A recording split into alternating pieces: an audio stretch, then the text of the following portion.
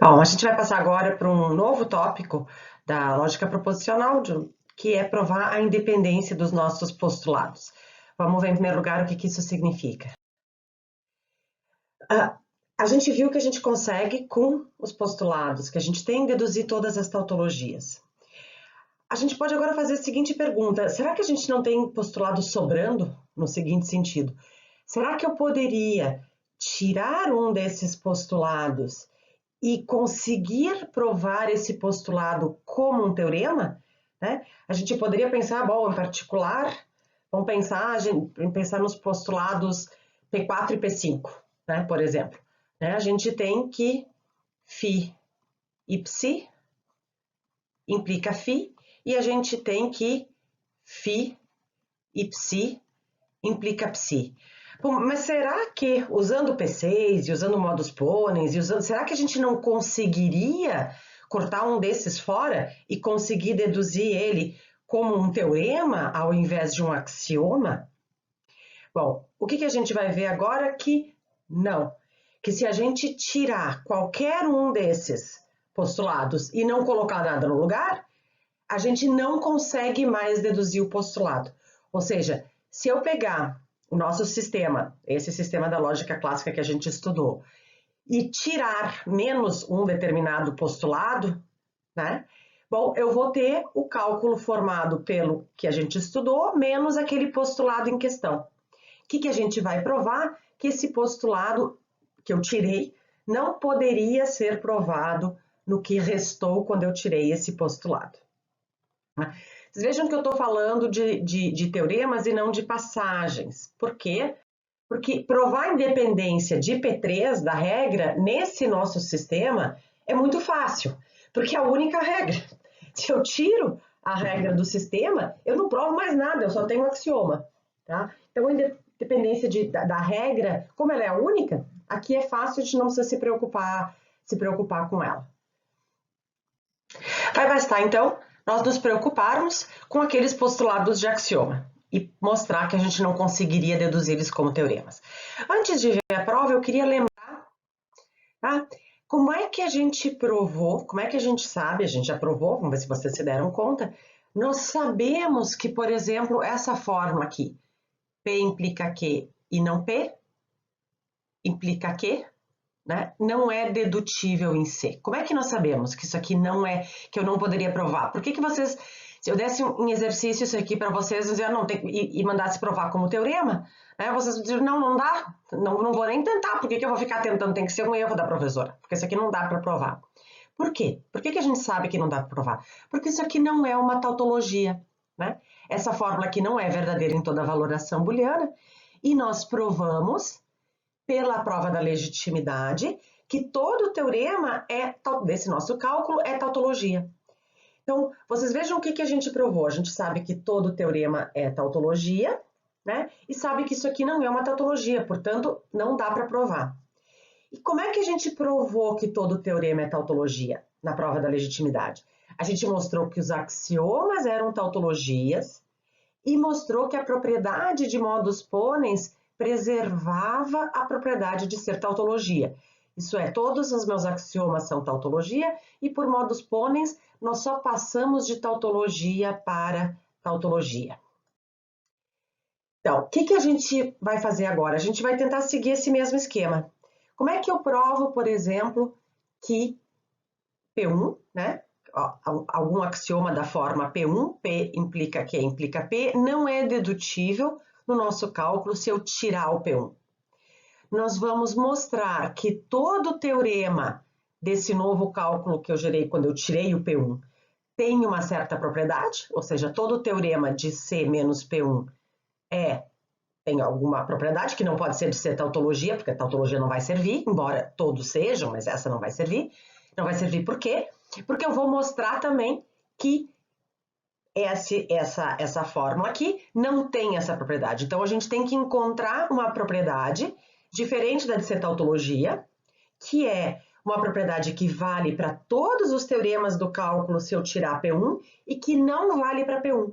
Se eu encontrar isso, eu vou ter provado que esse postulado é independente dos demais, ele não poderia ser provado com os demais. E como é que a gente vai provar que todo teorema de P1 tem essa propriedade? Que a gente já tem que encontrar.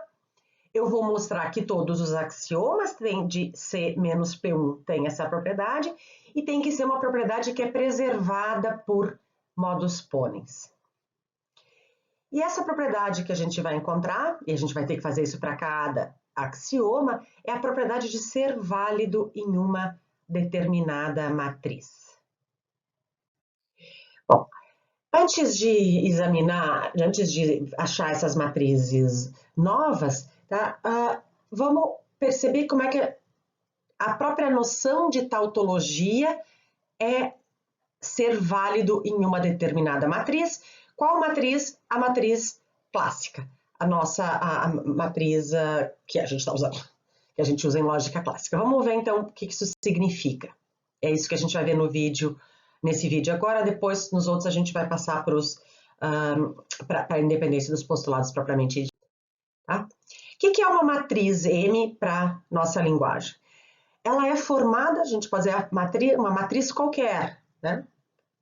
Ela é formada por um conjunto de objetos, chamado conjunto de valores de verdade, conjunto V. Então, eu tenho um conjunto de valores de verdade.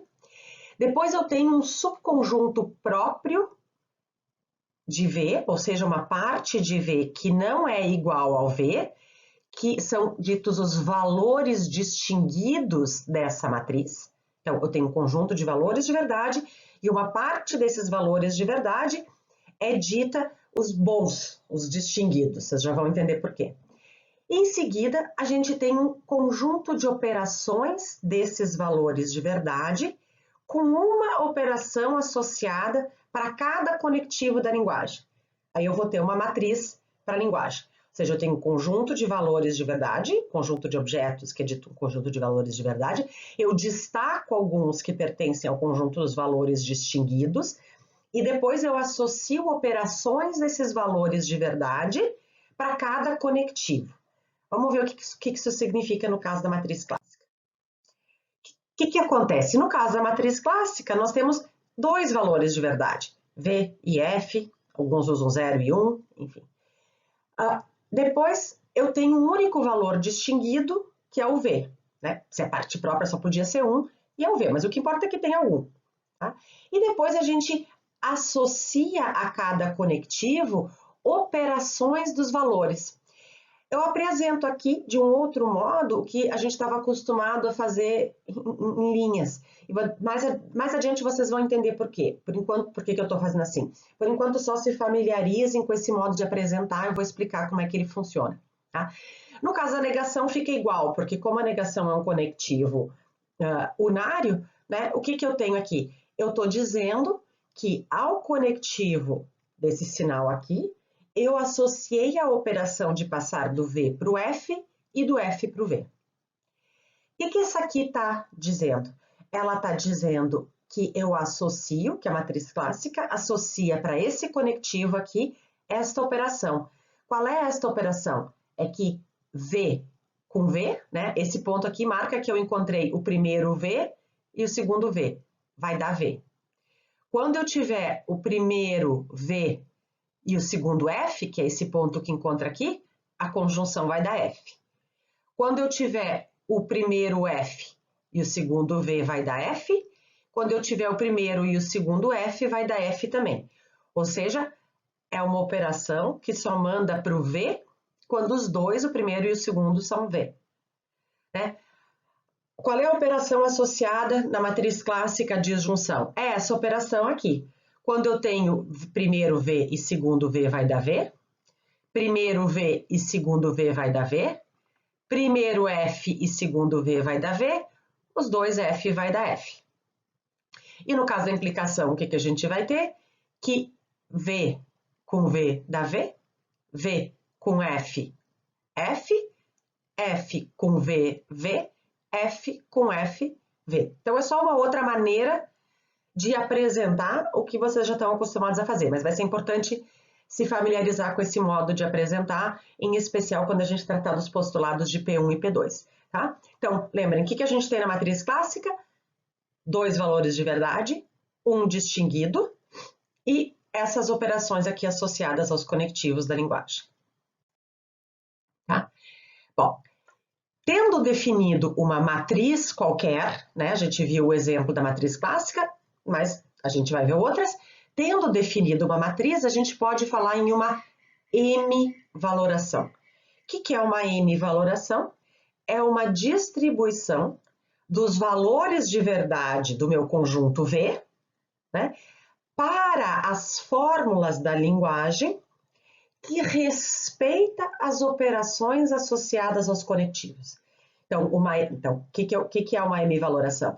Tendo definido uma matriz, eu tenho um conjunto de valores e eu tenho as operações, vai contar como uma M-valoração, uma distribuição desses objetos aqui, conforme essas operações aqui do C. Vocês já sabem qual é a M-valoração clássica, né? A M-valoração clássica é a valoração booleana, é uma valoração booleana. Né? O que são as valorações booleanas? São distribuições desses dois objetos aqui, V e F, para todas as fórmulas da linguagem, seguindo essas operações aqui especificadas na matriz clássica. Então, a M clássica valoração é o que a gente conhece como valoração booleana. Tendo definido, né, o que é uma matriz para a linguagem, tendo definido com isso facilmente o que é uma M-valoração, a gente define a noção de validade nessa matriz. E a gente diz que uma fórmula qualquer φ é válida numa matriz se para toda M-valoração, isso é, para toda a distribuição desses objetos conforme essas operações aqui, o valor que a fórmula recebe pertence a esse conjunto aqui, pertence ao conjunto dos distinguidos. Agora vocês compreendem porque que eu disse que esse era o valor legal, né? O valor que é joia. Tá? Então a gente diz que uma fórmula é válida numa matriz se para toda M-valoração, isso é, para toda distribuição de objetos de V que respeita as operações associadas aos conectivos, o valor da fórmula está dentro de D, dentro desse conjunto que a gente destacou como os valores distinguidos. Bom, e assim a gente chega, né, na noção das nossas tautologias. Né? O que a gente tem? A gente tem a matriz clássica, de novo, conjunto de valores de verdade, o meu conjunto D é formado pelo D, essas são as operações associadas aos conectivos. Né? O que é uma MC-valoração? É uma distribuição de V e F que respeita isso aqui, isso é uma valoração booleana. E que são as fórmulas MC válidas? São aquelas que recebem V, né? Recebem distinguido em toda MC valoração, ou seja, em toda valoração que respeita a matriz clássica, ou seja, em toda valoração booleana, né? E essas são as tautologias. Tá? Então, mais uma última noção antes da gente terminar esse primeiro vídeo. A gente viu que é uma matriz, com isso a gente pode definir uma M-valoração, com isso a gente pode falar em validade nessa matriz. E agora a gente pode falar em matrizes apropriadas para um cálculo S qualquer, que não precisa ser a lógica, não precisa ser um clássico como a gente estudou. A gente vai dizer que uma matriz, isso é, que uma especificação de um conjunto de objetos, a distinção de uma parte desses objetos e associação de operações aos conectivos, a gente vai dizer que uma matriz é apropriada para um cálculo se todos os axiomas desse sistema forem válidos nessa matriz e se todas as regras do sistema conservarem a propriedade da validade nessa matriz.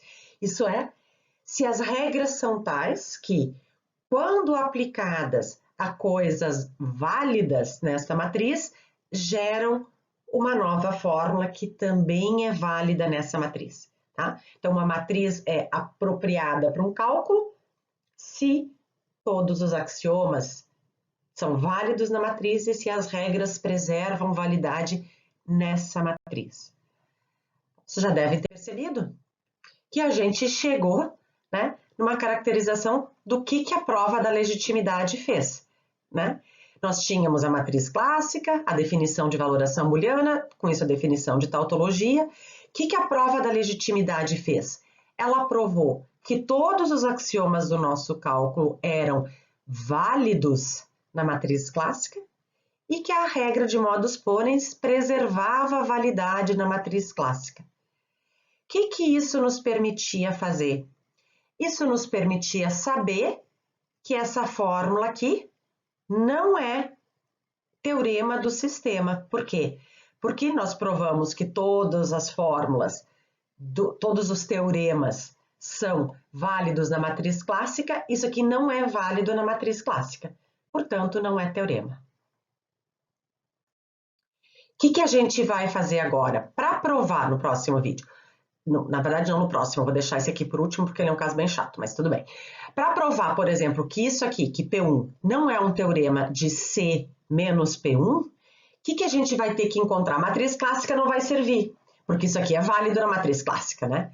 Então, o que a gente vai ter que fazer? A gente vai ter que definir uma nova matriz, uma matriz diferente, ou seja, vai ter que especificar um conjunto V de objetos, vai ter que distinguir um subconjunto D de objetos desse conjunto V de valores de verdade, e vai ter que ter um conjunto de operações desses valores de verdade, quaisquer que eles sejam, associadas para todos os conectivos. A gente vai ter que definir essa matriz, em seguida, provar que ela é apropriada para C menos P1, ou seja, provar que todos os axiomas menos P1 têm a propriedade e que modus ponens preserva a propriedade de ser válido nessa nova matriz que eu defini.